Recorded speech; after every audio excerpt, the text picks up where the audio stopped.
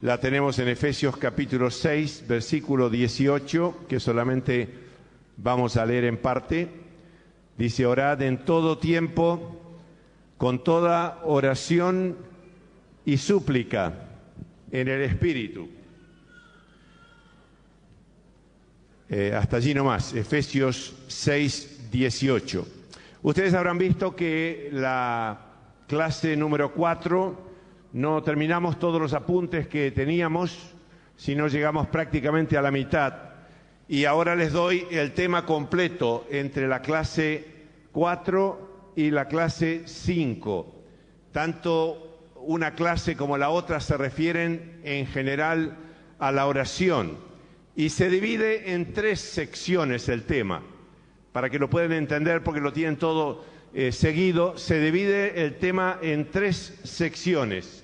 La primera sección es la que dimos el último jueves que tocamos el tema y le pusimos punto número 1, lecciones prácticas. Vimos una serie de lecciones prácticas que extraemos de la Biblia acerca de la oración.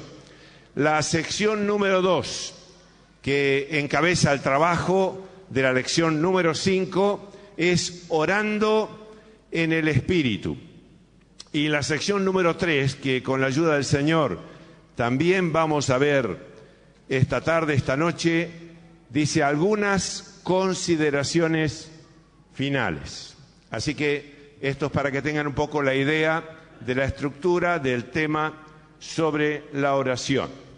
El texto que estamos tomando como base, Efesios 6, 18, orad en todo tiempo, con toda oración y súplica en el Espíritu. Quiero hacer énfasis sobre esto, en el Espíritu. Quiere decir que hay oración que no es en el Espíritu y por lo tanto Dios nunca la contesta.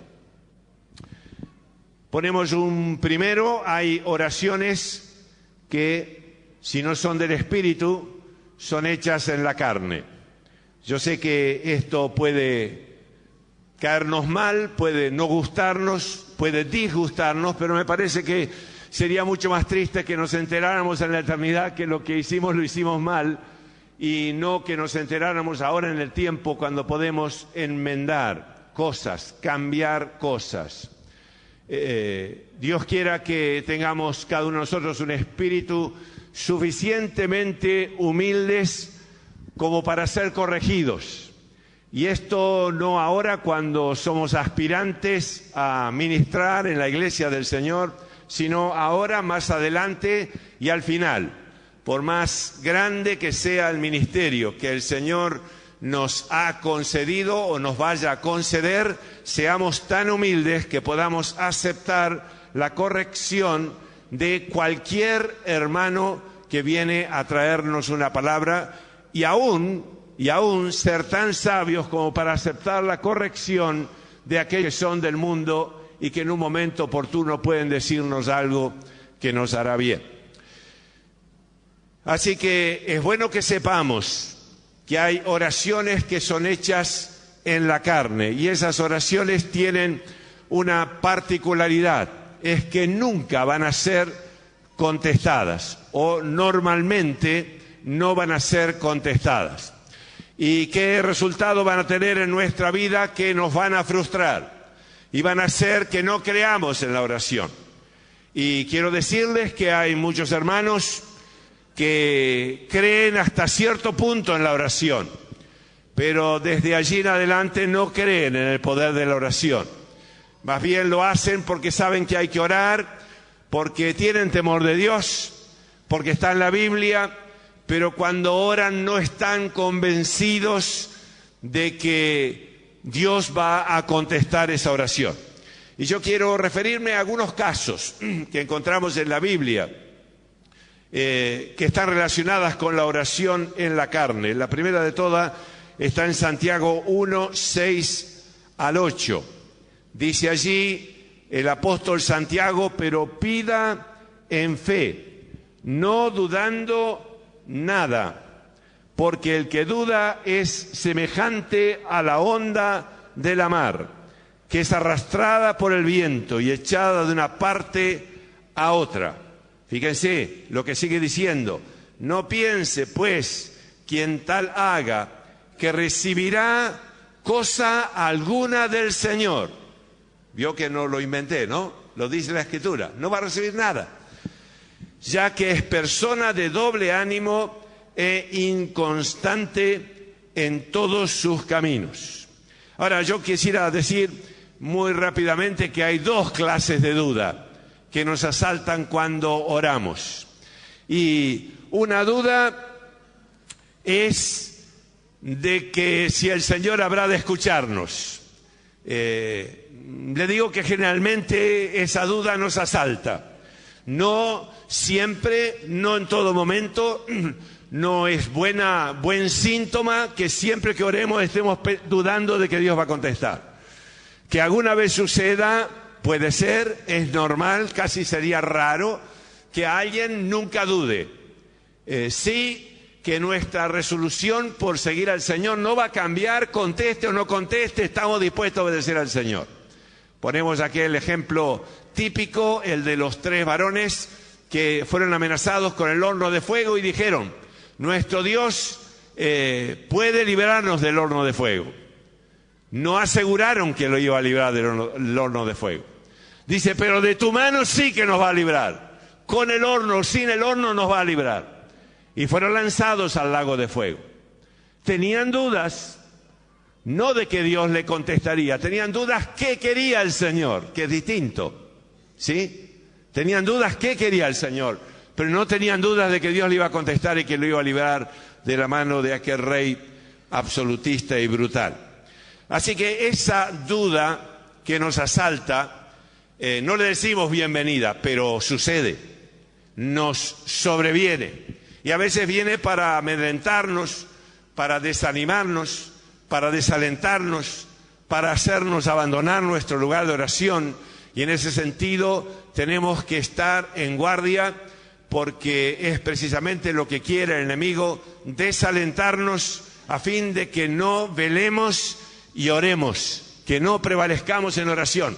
Y es necesario, ya lo vamos a ver si el Señor lo permite en la próxima clase, es necesario en muchas ocasiones entablar una verdadera lucha espiritual a través de la oración. Y es necesario, mis hermanos, vencer por la gracia de Dios. Ya vamos a ver ejemplos, habrá cosas que nos habrán de ayudar en la próxima clase, si el Señor lo permite. Pero puede ser que haya otra duda, que esta sí es maligna, o por lo menos nos tiene que llamar la atención y parar de orar. Y esa duda que nos puede asaltar es que no estamos convencidos de que estamos pidiendo algo para la gloria del Señor. Y entonces sí, tenemos que pararnos y preguntarle al Señor, antes de pedirle eso que estamos pidiendo, preguntarle al Señor si esto es suyo o no es suyo. Si dudamos en este segundo aspecto, dejémoslo en la mano del Señor.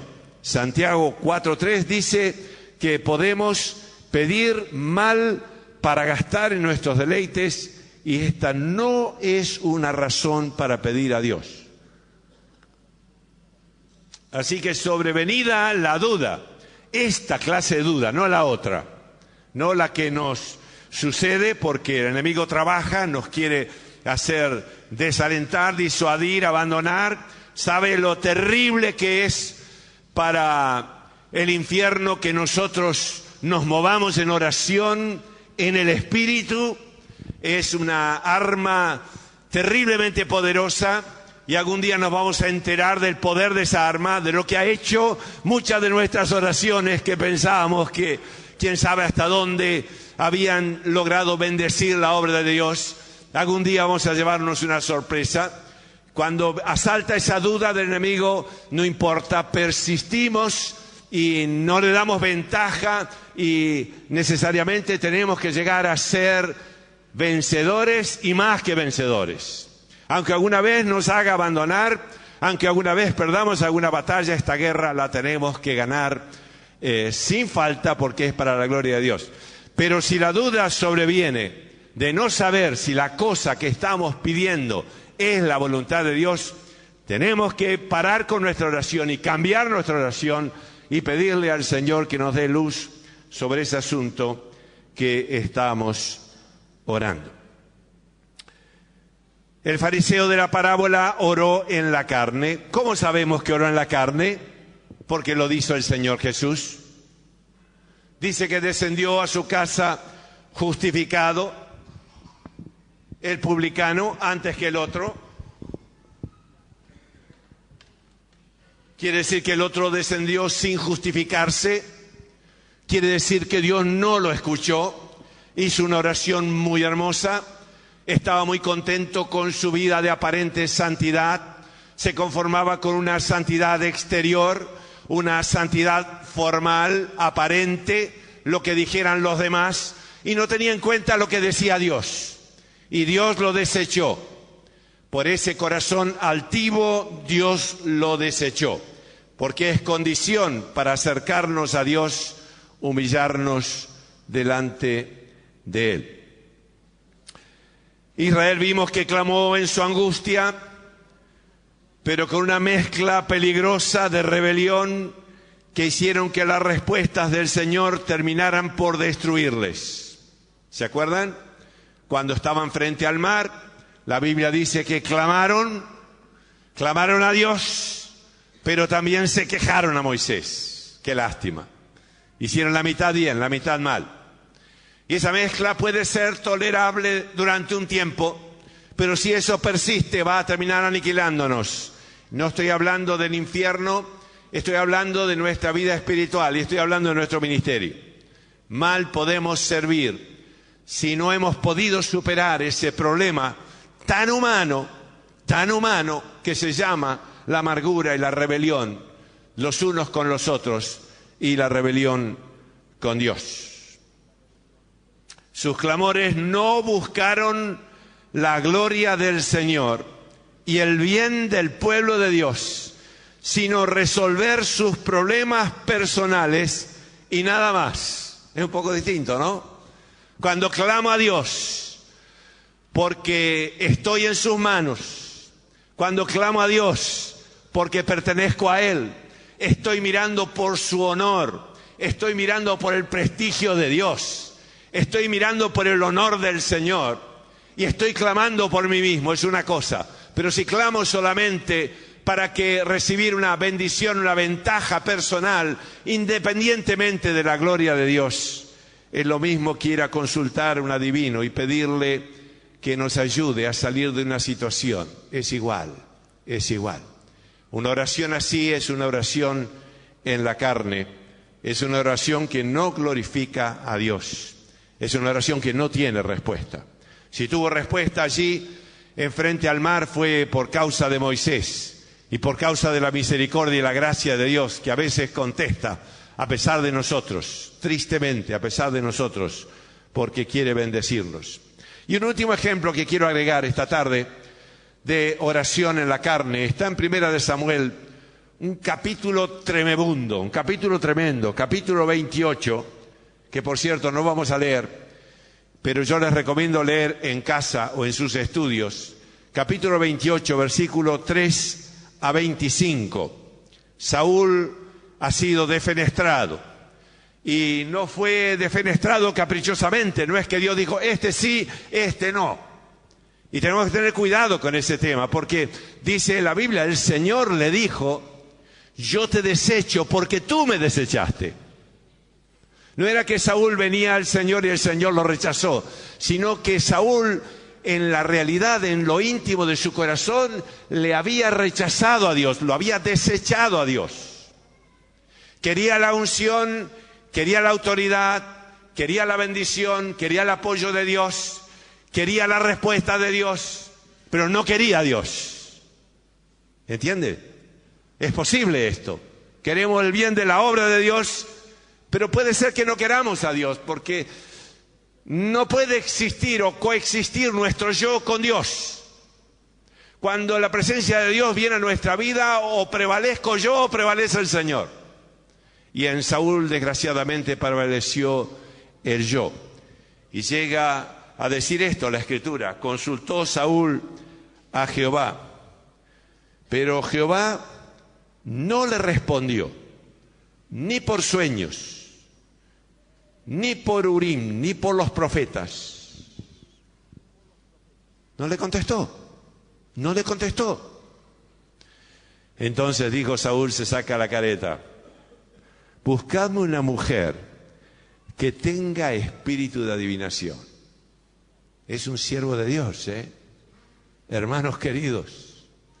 Yo creo que esta es una de las páginas más tristes de la Biblia. Hay algunas contadas. Esta es una de las más tristes. Ver a alguien sumido en el pecado es muy triste. Pero ver a alguien caer a esta profundidad habiendo sido el ungido de Dios es horrible. Todo ese capítulo, si uno se lo toma en serio, es para llorar. Ver la oportunidad perdida. Ver la lucha que se entabló entre Dios y su personalidad. ¿Quién era Saúl para enfrentar a Dios? ¿Quién era? ¿Quién era para cuestionar a Dios? Y llega al colmo de la descarez. Ir a consultar a Dios. Dios no le responde. Y él pide por una divina para que le pueda dar orientación en ese momento terrible de su vida. Ustedes saben que la divina se la da por una intervención soberana de Dios que no es habitual. No vaya a haber una divina para que Dios le conteste porque va por muy mal camino, pero Dios interviene soberanamente y le dice: mañana a estas horas ya estarás del otro lado, habrás muerto junto con tus hijos. Hay oraciones que son en la carne, hay oraciones que no llegan, hay oraciones que no creemos ni nosotros que la estamos haciendo. Si le pasa eso, pare, hermano, pare. Recapacite, busque al Señor. Algo no está andando bien. No es por repetición. A veces es importante repetir una cosa. Clamamos a Dios por una cosa determinada en nuestra vida. Lo decimos hasta el cansancio, pero estamos poniendo fe. Cuando ponemos fe, hasta la eternidad está bien. Pero si no estamos poniendo fe, revisemos lo que está pasando. ¿Dónde está nuestra personalidad? Si está entronado en nosotros o estamos buscando darle lugar a Cristo para que habite completamente por la fe en nuestros corazones. Pero hay oraciones que son en el Espíritu, gracias a Dios. Esa es la oración verdadera. El publicano con su espíritu contrito y humillado por el pecado contra Dios. ¡Qué maravilla! El Señor lo recibe, el Señor lo escucha, dice la Biblia. Lo vimos el otro día, volvió a su casa justificado antes que el otro. Hicimos notar que si alguien es justificado, tiene una profunda experiencia en su vida, estamos absolutamente seguros que el publicano se enteró que su oración había llegado al cielo, porque Dios contestó a su corazón y pudo tener esa bendita respuesta del cielo.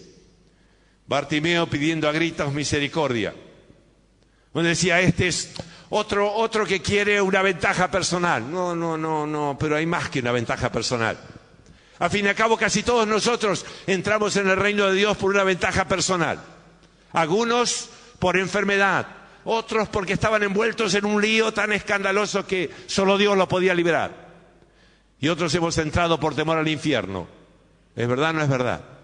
Pero sin embargo Dios sabía que no solamente queríamos ser sanados, ser librados, no solamente queríamos una respuesta de Dios que nos diera el perdón de los pecados para saber de que no vamos más al infierno, sino también Dios sabía que al final le íbamos a seguir después que Él hubiera dado su bendición. Cuando decimos entonces una ventaja personal, estamos diciendo como la razón de ir a Dios, nada más, no tengo otra apetencia. Ustedes se acuerdan que el Señor en una oportunidad vinieron 10 leprosos y los 10 fueron ordenados presentarse delante del sacerdote y encontraron que habían sido limpios los 10 y uno solo volvió. Los 9, el único interés que tenía era ser sanados. El Señor lo hace notar, el único interés que tenían era una ventaja personal. El otro, claro que experimentó una bendición personal. Claro, cuando nos acercamos a Dios y cuando le seguimos al Señor es la bendición más grande para nuestra vida. Y estaba dispuesto a seguirle y vino a adorar al Señor. Dice que Bartimeo, dice el evangelio, uno de los evangelios que luego seguía a Jesús en el camino. Ya veía, ya podía volver a su casa, podía volver a tener un nuevo trabajo, una nueva forma de vivir, había solucionado su problema. Sí, pero él quería seguir a Jesús y esto le importaba más que su propia vista. David clamando por perdón y limpieza permanente en su vida. El dolor que David está experimentando no era porque había hecho matar a un hombre, que era terrible. No era porque había pecado contra una mujer, que era terrible.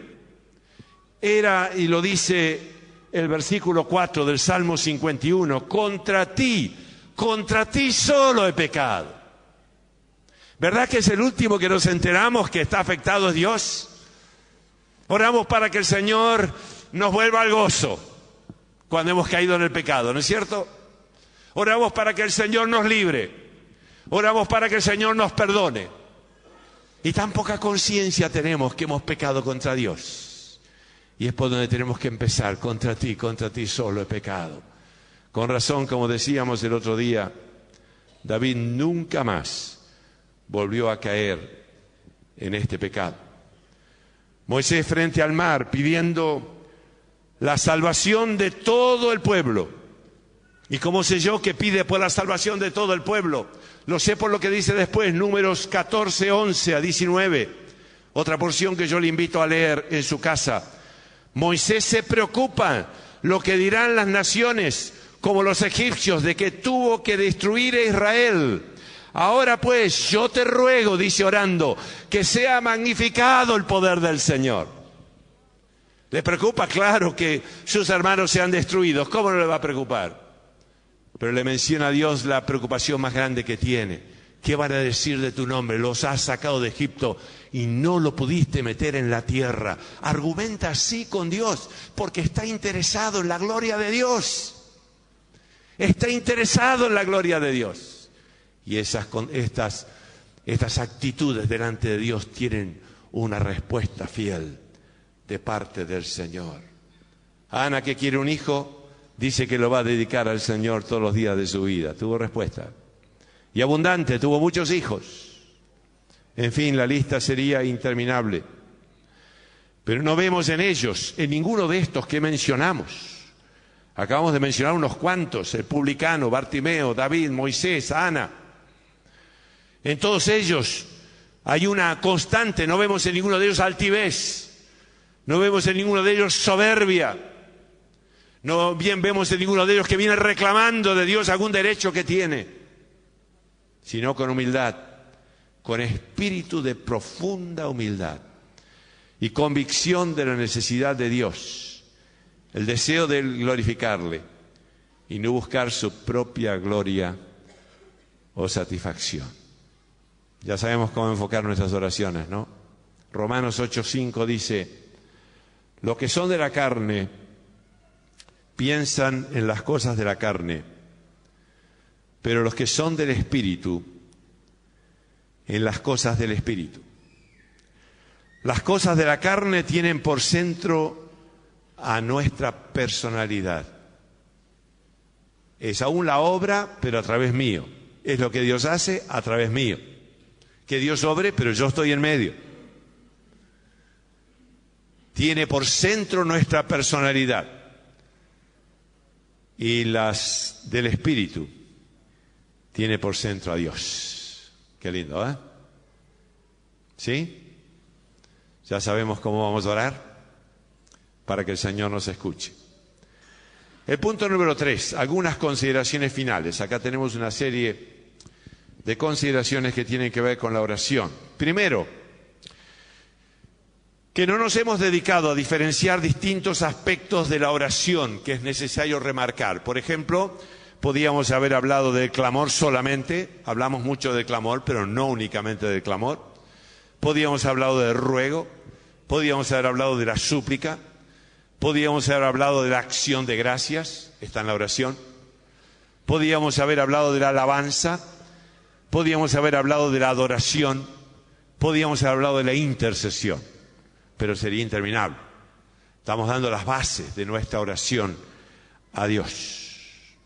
En nuestro pequeño estudio nos hemos circunscrito principalmente al aspecto del clamor y tampoco de una forma exclusiva, basándonos en experiencias de hombres y mujeres en las Escrituras. En segundo lugar, el clamor no debe entrar en condenación. Si estamos en pecado, clamamos por el pecado para terminar con él. Y clamamos para no volver más a él.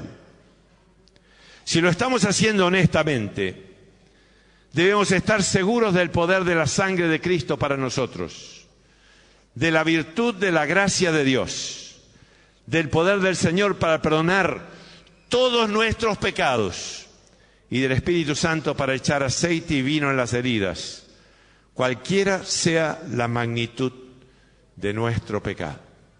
Hay un terreno allí difícil, cuando sabemos que hemos desobedecido al Señor, hemos hecho lo que no debíamos y generalmente lo remediamos muy mal. Procuramos que pase el tiempo, nos da vergüenza lo que hemos hecho, hacemos alguna sencilla oración tibia para con Dios, que no sé si convence a Dios porque apenas nos convence a nosotros. Seguimos condenados, nos sentimos mal. No estamos bien. Y esto es una cosa muy peligrosa porque hace que volvamos otra vez, reincidamos de nuevo. Cuando vimos en la clase anterior el arrepentimiento de David, dijimos lo trabajoso que fue ese arrepentimiento. Dijimos aún lo trabajoso en términos de meses, 1 año llevó, hasta que pudo venir el profeta a hablarle. Y estaba David preparado para recibir una palabra dura y no enojarse. 1 año. 1 año que se iba secando, dice la Biblia, lo dice él, Salmo 51. Se secó mi vigor como sequedades del verano, de estío. Era terrible lo que estaba experimentando en su ser. Pero cuando clama, y lo tenemos reflejado en el Salmo 51, clama a voz en cuello, clama profundamente, clama quebrantado. Está desesperado. Está desesperado porque ha ofendido a Dios, porque le ha fallado a Dios. Está encarándolo bien.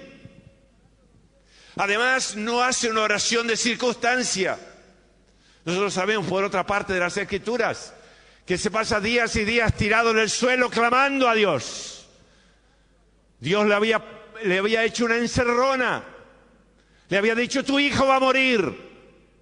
Y Dios no es cruel. Dios cuando hace eso es para apretarnos los tornillos bien fuerte y hagamos lo que nunca hubiéramos hecho en circunstancias normales. Gracias a Dios por esas encerronas. Gracias a Dios por las pruebas. Algún día va a bendecir a Dios por las pruebas, si no es acá en el cielo, acá no se va a animar. Pero va a bendecir a Dios por las pruebas. Porque nos han podido llevar a Dios. Gracias a Dios por las injusticias, porque probaron si habríamos de tomar la cruz o no íbamos a tomarla. Gracias a Dios por las ofensas, no las que hacemos nosotros, las que nos hacen, nos ayudan a acercarnos a Dios. Algún día nos vamos a dar cuenta. El profeta le dice, tu hijo va a morir. Y él se la pasa 1 semana aproximadamente tirado en el suelo. Dice, a lo mejor Dios va a ver mi corazón y va a cambiar su decreto. Pero Dios no lo dice, no te voy a hacer caso. Seguí clamando, que tenés que abrir un camino al cielo que está cerrado por el pecado. Tenés que abrirlo para siempre en tu experiencia personal. Este camino que hoy abrís lo vas a usar muchas veces para que nunca más vuelvas a caer tan profundamente y ojalá de ninguna manera. Y clama a Dios. Clama a Dios por misericordia. Clama a Dios por perdón. Es un tema difícil. Yo sé que cuando hemos pecado, el enemigo viene a condenarnos y decir, ahora no toques la cena del Señor, ahora no vengas al culto, ahora limpiate primero. Podríamos hablar toda la noche de ejemplos bíblicos. Cuando el hijo pródigo se levantó de los cerdos, no se fue a un baño público, ni a una tienda, a un negocio a comprarse un traje nuevo, ni a la peluquería a cortarse el pelo, ni a afeitarse la barba, sino así como estaba. Vino a la casa del Padre y, oh milagro, el Padre corrió a su encuentro y lo abrazó y lo recibió, tal como soy, sin más decir que a otro yo no puedo ir. Y tú me invitas a venir, bendito Cristo, vengo a ti. No te engañes, no te mejores para venir, ni al culto, ni a nada. Ven a Dios con todo tu corazón, con todo tu destrozo. Y ten conciencia, tengamos conciencia. Padre, he pecado contra el cielo y contra ti. No es un asuntito menor, un pecadito, como decimos nosotros. Es un pecado tan pequeño que si hubiera existido solamente ese pecado, para entrar en la gloria, Jesucristo tenía que morir en la cruz y derramar su sangre. Vaya pecado pequeño, ¿no? Terrible pecado. Era condenación, las mentiras del diablo. Ahora no te va a perdonar. Mentira, no es verdad. Él es fiel y justo para que nos perdone nuestros pecados y nos limpie de toda maldad. Y si necesito repetirlo 1.000.000 de veces, lo voy a repetir al aire hasta que yo pueda creerlo. La Biblia está llena de escrituras sobre el perdón de nuestros pecados.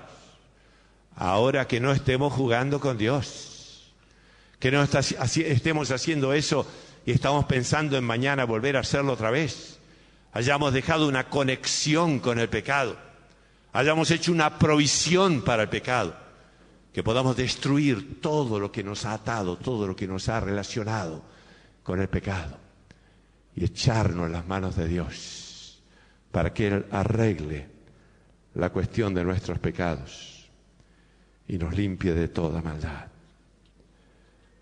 Lo único que nos puede condenar es el pecado no confesado. Confieso algo y no confieso otra cosa que tengo, porque me la estoy guardando. El pecado guardado, ese sí me puede condenar. Ese sí puede hacer estragos en mi vida. El pecado que ha sido perdonado es limpiado para el tiempo y para la eternidad. Aleluya. El clamor debe llevarnos, en tercer lugar, o punto número 3, como quieran, tarde o temprano, al quebrantamiento de nuestro corazón. Es un tema muy difícil. Si el Señor nos ayuda, y les ruego que puedan estar orando este tiempo para que el Señor nos ayude, necesitamos mucha ayuda suya para uno de los temas más difíciles para el cristiano. Si el cristiano fuera quebrantado, no tendríamos los problemas que tenemos en la iglesia en la tierra, ya estaríamos cerca del cielo todos. Gran parte de los problemas, lo verán en este libro, La liberación del espíritu, está tomado con una maestría excepcional, el tema del quebrantamiento. Es tremendo, parece lo mismo, la misma obra, pero no es la misma obra. Hay dos formas de hacer la obra. Hay un hombre interior, un hombre exterior. El hombre exterior tiene que quebrantarse. El clamor tiene que llevarnos, tarde o temprano, al quebrantamiento. Pero como siempre ocurre con las cosas de Dios, siempre hay copias, siempre hay cosas que nos parecen y no son. ¿Y cómo sé yo que no son? Primero de todo, por los resultados en mi propia vida. A veces se confunde el quebrantamiento con emociones naturales. Hay gente que es muy sensible en lo natural. Es el plano natural. Pero es terriblemente dura en el plano espiritual. Yo he conocido gente que es capaz de llorar porque cae un pajarito, pero no le importa que maten a un hombre enfrente. Es igual, pero el pajarito sí, pobre pajarito, porque le afectan las emociones. Son emociones naturales, no son espirituales. Y no tenemos que confundir y pensar que estas emociones naturales, la emoción que nos sobreviene, que no tenemos por qué reprimir, que es una cosa hermosa del ser humano. Les digo más, es una cosa que Dios restaura en el cristiano, porque aún el ser humano por causa del pecado, ha perdido mucha sensibilidad de sus emociones naturales. Vemos niños medio muertos de hambre y ya ni lloran. No tienen fuerza ni para llorar. El pecado los está atrofiando. La maldad los está arruinando. Les está quitando la posibilidad de sentir, de vivir. ¿Es verdad o no es verdad que cuando hemos venido a Cristo nuestro hogar fue cambiando y va cambiando y va cambiando? ¿Es verdad o no es verdad que el amor es más profundo cuando el Señor está que cuando no estaba? Claro que sí. Aunque son cosas naturales de nuestra familia, son mucho más hermosas. Pero no tenemos nunca que confundirlos con los sentimientos espirituales. Nuestro espíritu también tiene sentimientos, pero son espirituales, son profundos. Los otros son naturales. A veces me gusta ejemplificarlo.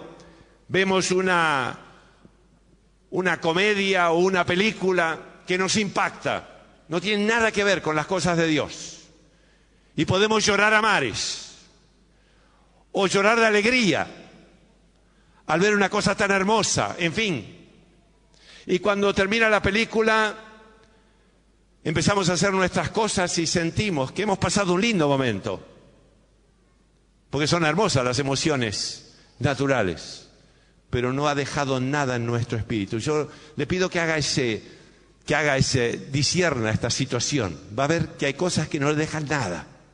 Nada más que un lindo momento, una linda cosa, una emoción. No lo reprima, está bien. Pero eso no es quebrantamiento. Ese es el quebranto de las emociones naturales, que no tienen nada que ver con el quebranto de nuestro espíritu, de nuestro corazón, que es lo más profundo de nuestro ser interior. Y no tenemos que confundirlos con emocionalismo. No es suficiente con estar emocionados. Yo me acuerdo que estábamos un tiempo practicando el clamor y había hermanos que estaban entrando en un clamor, quebranto de corazón, y una hermana que tenía unos problemas terribles en su casa, que era bravísima ella. Después supimos muchas cosas. Ahora, gracias a Dios, están integrados a otra iglesia, están muy bien. Vino al pastor y le dijo: ¿no es cierto que hay que llorar? Y le dice el pastor: también se puede llorar de rabia. Sabía que estaba llorando de rabia la mujer. No es suficiente llorar. La cosa es si la hace el Espíritu Santo o hay otras razones que están trayendo ese emocionalismo que nos puede hacer confundir. No utilicemos esas emociones para acercarnos a Dios. No las usemos, porque nos pueden confundir, nos pueden hacer daño. Y el resultado, ¿qué va a ser? Que no pasa nada, eso no importaría, que nos vamos a sentir defraudados. Y vamos a decir: Dios no me contestó a pesar de que me tocó. Y Dios no te tocó. Son tus emociones que fueron quebradas. El quebranto de corazón es más profundo. Aunque no quiere decir aparatoso, a veces es muy sencillo, pero es más profundo.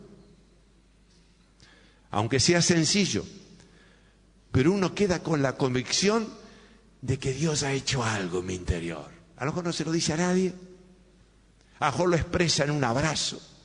Tantas veces lo experimentamos ese trabajo de Dios en nuestras vidas, ¿eh? No siempre el quebranto termina en un tremendo llanto. A veces sí, otras veces termina por que nos aflojamos en las manos de Dios. ¿Vio? Qué distinto es el culto cuando termina que cuando empieza, ¿no? Uno quisiera empezar cuando termina. Resulta que tiene que empezar por el principio. Pero porque Dios ha hecho un trabajo en nosotros. Se ha acercado a nosotros. Y lo único que nos puede quebrantar espiritualmente es la presencia de Dios y la palabra de Dios. Sin la presencia y la palabra no hay quebranto de corazón. Y ese quebranto es el que nos hace sentir tan felices. Esta anécdota o esta cosa que hemos planteado tantas veces, hermanos que vienen atribulados, les hemos dicho: después del culto hablamos. Y en el culto el Señor se acerca, toca sus vidas y dicen: ya no necesito, ya está bien, ya está bien. Han experimentado a Dios en sus corazones. Es como el publicano que sabía muy bien que había descendido a su casa justificado, pero no en su mente, sino en su corazón. Él sabía acá. A lo mejor no podía explicar mucho lo que le había pasado aquel día. Sabía que Dios le había perdonado sus pecados. Y fíjense que esto se repite muchas veces. Cuando Abel presenta una ofrenda a Dios, dice: Dios miró con agrado a Abel y su ofrenda. Y Abel se enteró, y Caín se enteró también. Uno para vida, el otro para muerte. Se enteraron de que Dios había aprobado la ofrenda. Cuando Noé presenta una ofrenda delante de Dios, dice: Dios percibió el olor grato y tuvo una palabra de bendición para Noé y para las generaciones que vendrían. Se enteró Noé de que Dios había escuchado. Cuando Abraham levantaba un altar en el camino, invocaba el nombre de Dios. Sabía que Dios se acercaba y que él se acercaba a Dios. No era bueno por las dudas, por si acaso voy a ofrecer un holocausto, hago una oración para tener suerte. No, acá paramos todo, acá edificamos un altar, acá invocamos el nombre del Señor, abrimos el corazón y bendecimos su nombre. Y Dios se acerca y viene y llega a veces tan profundo que quebranta totalmente el corazón. Otra vez se va haciendo un trabajo de a poquito en nuestras vidas, día por día. En cuarto lugar, una cosa es un sermón prolijo, ordenado, elaborado, que es tan hermoso escuchar, que es importante que preparemos nuestros trabajos. Creo que el Señor se merece que trabajemos con su palabra, que busquemos su presencia, que analicemos lo que Él dice acá, lo que dice allá, que lo presentemos en la mesa bien servida. A nadie nos gusta ir a un banquete y encontrar que tiraron una botella arriba, tiraron un pedazo de carne. Nos gusta ir a sentarnos en una mesa que esté preparada, que esté arreglada. A Dios también le gusta que hagamos así con sus cosas, que nos preocupemos por preparar la mesa para que los hermanos y nosotros comamos de esa mesa, de su palabra, de ese convite. Esto es muy bueno. Pero no es suficiente esa preparación, no es suficiente. Hermanos líderes que apetecen obispado, los felicitamos. Prepárense, pero no es suficiente. No se vayan a poncho, pero no es suficiente. Si no es respaldado una y otra vez, con intensa oración y súplica delante del trono de Dios, uno puede hablar de una manera maravillosa. Puede captar el entusiasmo de una multitud, puede producir grandes emociones, pero no llega muy lejos. El otro viene con unción del Espíritu Santo y toca donde el hombre no puede tocar, hasta las coyunturas y tuétanos, y alcanza hasta partir el alma. Alabado sea Dios. Busquemos la unción. Maestro de escuela dominical, maestro de niños, de jóvenes, de mayores, de ancianos. Busquemos la unción. El Señor quiere que busquemos la unción. No es suficiente la parte del arreglo que tenemos que hacer de la palabra que vamos a entregar, que vuelvo a repetir. Es importante que nos preocupemos lo que vamos a presentar, pero que tenga unción, que tenga gracia del cielo. Alguna vez he contado lo que cuenta un pequeño libro sobre la historia de Moody. Moody había sido criado en una casa de hacheros en el campo, en aquellos años, muchos años atrás, en Estados Unidos, en una profunda pobreza. Y se puede imaginar el lenguaje que él tenía. Luego fue vendedor de zapatos, tuvo un éxito muy grande, hasta que fue llamado al ministerio y usado poderosamente por el Señor. Al fin lo invitaron en Inglaterra para unos días de reuniones y Moody se presentó en ese salón impresionante en Inglaterra. Ustedes saben que para los ingleses los americanos hablan todos mal y los que hablan mal son ellos, pero no importa. Hola, Richard. Y Moody, para colmo, no tenía un buen ni siquiera americano, pobrecito. Así que cuando empezó a hablar dice que los ingleses, que son muy serios, pero les gusta también reírse, se empezaron a reír, codazos, un murmullo en la sala. ¿Cómo hablaba este hombre? ¡Qué desastre! ¿A quién trajeron acá? Y dice que el hombre siguió. Y a los 5 minutos había un silencio del cementerio. Nadie movía un dedo. Y dice el autor del librito, la gracia se derramó en sus labios. Y empezaron a sentir la presencia de Dios a través de la palabra que estaba predicando. Aleluya, aleluya. ¿No dice aleluya? Esa unción se derrama sobre cada uno cuando hace su trabajo, habiendo buscado al Señor con toda seriedad y con todo el corazón. Es un maestro de escuela dominical. De una hora feliz vaya a ser donde. Pero es necesario que llevemos la gracia. Llevamos un sándwich, llevamos comida, llevamos amor, llevamos paciencia. Llevemos gracia de Dios. Porque eso va a llegar a lo profundo del corazón. En quinto lugar, perseveremos en la oración. Busquemos la ayuda de un grupo, busquemos la ayuda de un amigo, lo que sea. Es muy difícil que alguien pueda perseverar solo. Y sobre todo en los años primeros es muy difícil hacerlo solo. Es importante encontrar a alguien, pero que sea un ladero realmente. Alguien que no nos va a perjudicar, alguien que no nos va a desanimar, alguien que nos va a acompañar en oración. Hágalo, hágalo. En todos los niveles busquemos la ayuda de un amigo. Recuerdo el grupo de Wesley en Oxford. No sé ni si era convertido todavía a Wesley, pero sí sé que era un llamado. Y ya se hizo un grupo. No era de la iglesia de Mark Roberts, porque no estaba Mark Roberts todavía. Hace siglos. Pero empezaron a reunirse en la universidad. Nadie reparó en eso. 4 locos que se reúnen. Año tras año, año tras año.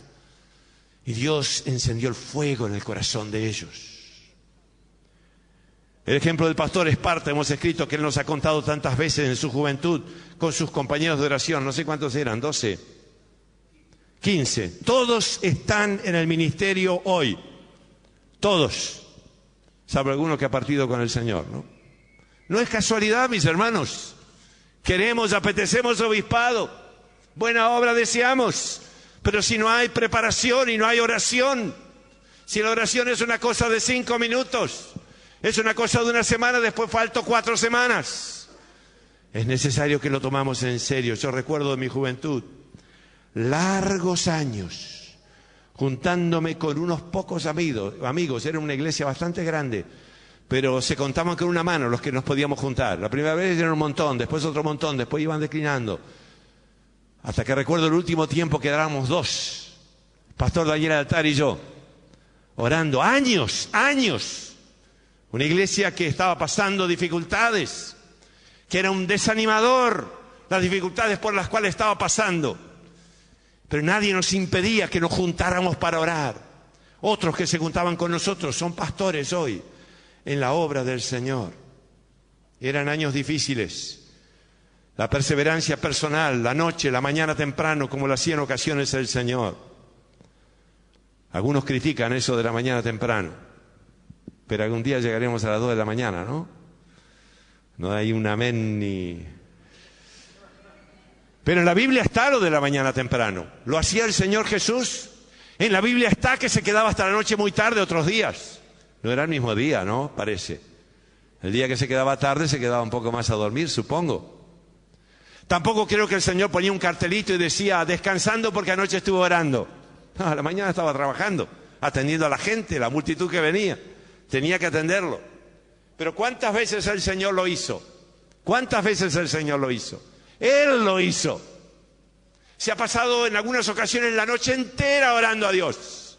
Porque en el día sabía que tenía ocupaciones, no podía esconderse de la gente. Él iba a atender a la gente. Amaba a la gente, había venido por ellos. Es necesario perseverar. Es tan lindo perseverar.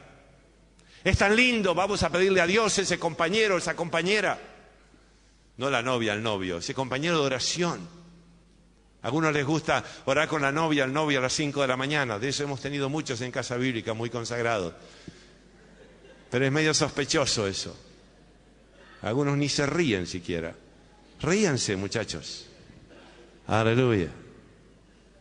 Vamos a investigar los grupos de oración de la mañana temprano. Si lo hacen para buscar al Señor, gloria a Dios. Hermano, si no lo ha hecho nunca, empiece a hacerlo. Si es de los que empieza y después abandona, por favor, búsquese un compañero de esos que hay de fierro y que le dé con un hacha y que lo meta a orar. Y cuando falte le esté encima como una lechiguana, porque lo va a ayudar a buscar al Señor. Si no buscamos al Señor, será muy escasa nuestra unción. Por último, quiera el Señor que este pequeño estudio pueda cambiar tu vida. Quiera Dios. Quiera Dios que te lo tomes en serio. Una vida sin oración es una vida estéril. No exagero. No, pero yo tengo un talento, el que quiera. Los talentos tienen que usarse con presencia de Dios. Los dones tienen que usarse con presencia de Dios. Hay poder en la oración. Una vida sin oración es una vida estéril. Una vida de oración es una vida intensa que vive la comunión con Dios y la intensifica y recibe la vida del cielo. Aleluya. Yo no sé si has atendido toda la clase, lo podrás escuchar después de nuevo. Pero querido hermano, esto es para que cambien nuestras vidas. Y si sabíamos buscar la unción, ahora la busquemos mucho más. El mundo necesita palabra de Dios. El mundo necesita presencia de Dios. Al mundo no le vamos a hacer cosquilla con nuestros brazos y con nuestra fuerza y con nuestro dinero. Al mundo vamos a bendecirlo en el nombre del Señor, con el poder del Señor. Aleluya. Amén. Yo te pido que hagas una resolución esta noche. Y a partir de lo que has escuchado, hay cosas que cambian. Y los lugares en la iglesia sean pocos para juntarse los grupitos, no demasiado grandes, pero los que van a perseverar, y van a perseverar, y van a perseverar, haciéndolo por la gloria de Dios, haciéndolo por el reino de Dios, quedando a un lado nuestra personalidad, orando en el Espíritu, aleluya, y sembrando en el Espíritu, porque del Espíritu llegaremos vida eterna. No nos cansemos de hacer el bien. ¿Qué bien? El primero de todo buscar al Señor y luego todo lo que viene atrás, que a su tiempo llegaremos si no hubiéramos desmayado. Quiera Dios que ahora cuando ores sepas que estás haciendo algo tremendo y que puedas hacerlo como Dios quiere que lo hagas y puedas experimentar la alegría de saber Dios está en lo que hago por la gracia y por la misericordia suya. A Dios sea la gloria. Amén. Pastor.